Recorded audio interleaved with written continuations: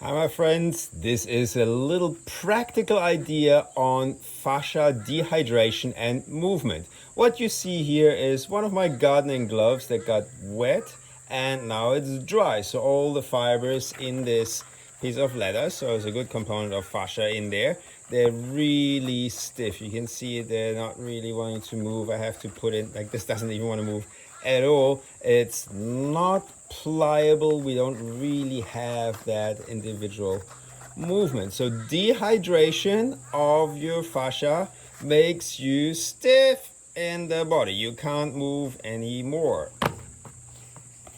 This one is the second one to this pair, and I've already worn it for a few minutes and moved it. Now I have some dexterity back in my fingers, so movement does help.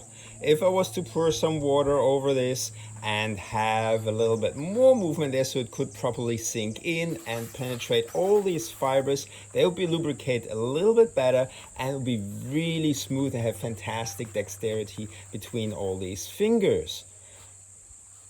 Yeah? Stay alert to that. Do not allow inactivity and lack of movement make your fascia in the body stiff. That starts to become like this part of the glove that does not want to move anymore. Everything gets almost brittle. It feels like if I was to force it, it might actually break.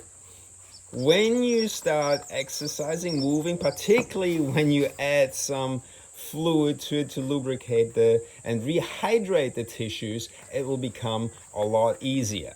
This was just the example of the gloves, but in your body it'll be the same. Your hands will start become really tight and stiff, your arms, your joints, everything will be in line with your hydration status and the ability this allows the individual layers of muscles, of fibers, of fascia, of tendons, of ligaments to move and glide, and certainly also within the joint.